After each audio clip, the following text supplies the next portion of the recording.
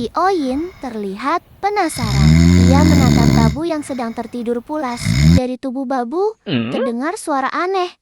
Tapi Oyin bingung, apakah itu keluar dari hidung atau dari mulut? Oyin mencoba berpikir keras mencari jawaban. Namun bukannya menemukan jawaban, pikirannya malah membuatnya lelah. Akhirnya Oyin pun ikut terlelap. Oyin,